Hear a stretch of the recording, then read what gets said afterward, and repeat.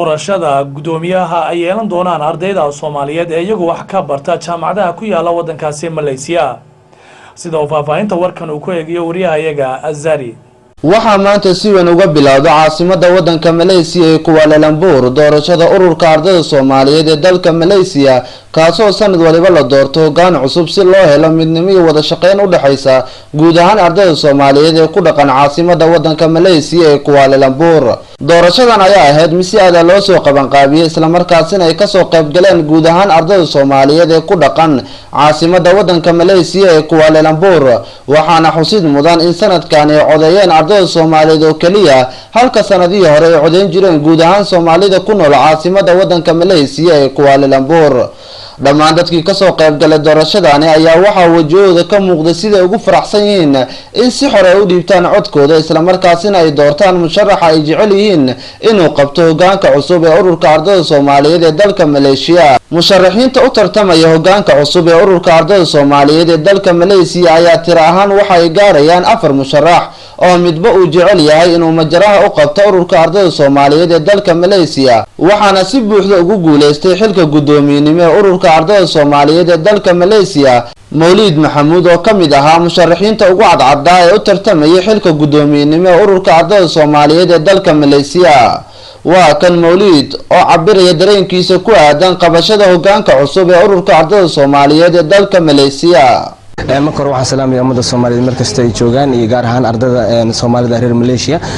intii hol ka soo qayb gashay intaan ka soo qayb galinba aad baan ugu faraxsanahay qaabka doorashada u dhacday runaantii oo ahayd qaab cadaalad oo cid walba ku qanacsanayd waxaan mahad gaar u soo jeedinayaa guddiga doorashada hawshooda si fiican u gutay guddiga jaaliyadda dhammaan ardayda dhan waan u mahadnaqayaa bahda saxaafadana mahadnaq aad ballaaran ayaan soo jeedinayaa hadii la idmo ugu dambeyn waxa u suurta gashay telefishinka caalamiga ee Somali Channel inuu mikrofoonka la dhex qaado qaar kamid ah guddigii soo qaban qaabiyay doorashadan iyo dadweynihii kale ee ka soo qayb galay marka xalintiina maanta matalaysaan dadkii ugu badnaa ahaa dadkii maanta inoo yimid in ummadda Soomaaliyeed dhammaanteena markii aan iswaafaqno oo aan isku raacno in shuruudihii iyo nidaamka la dejiyay aan raacno inaan matali karno ummad jirta at the same time raaci karto qawaaniin sida dadka qaar ay naga sheegaan oo ah inaan ahayn dad caankaas waxaan ka mid ahay macallimiinta jaamacadaha wax ka dhiga jaamacadda Madina International University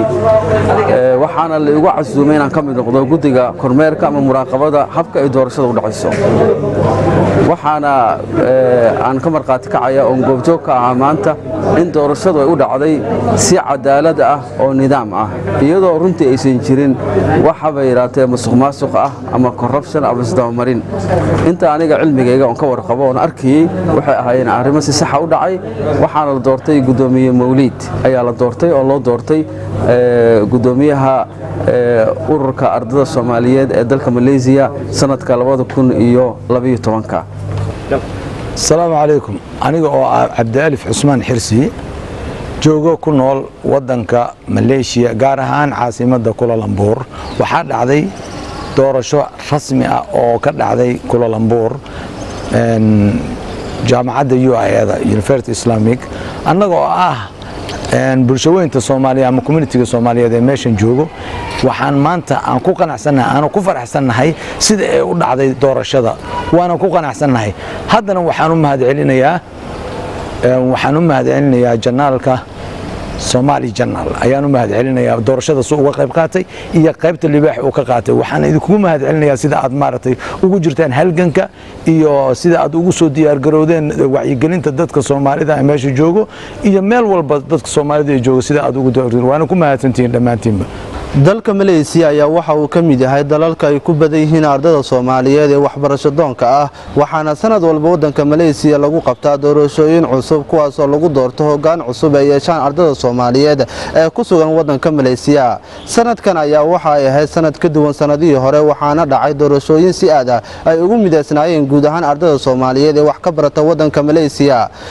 waxaana sanadkan lagu soo kordhiyay shuruudo ay ka mid yihiin in ardayga codeynaya uu haysto baasaboorka Soomaaliga kaas oo ah baasaboor ka duwan baasaboorada hore cadeynayana in qofka uu yahay Soomaali kana mid yahay ardayda wax ka barata wadanka Malaysia sidoo kale waxa shuruudaha ka mid ah inuu ardayga haysto ID card kaas oo cadeynaya inuu ka mid yahay ardayda Soomaaliyeed ee sida tooska ah wax uga barta jaamacadaha iyo kuleejyada kala duwan ee ku yaala wadanka Malaysia shuruudahan ayaa waxa ay ahaayeen shuruudo si aad ah u adag isla markaasina ardayda Soomaaliyeed ee cod bixinaya ay si aad ah u qabatay shuruudani balse waxa fududeed in la helo dad codeeya isla markaasina shuruuda u hoggaansamo waafajiyana sharciga ay soo rogeen guddiga ardayda Soomaaliyeed ee ku sugan wadanka Malaysia Ahmed Abukar Azhari Somali Channel Malaysia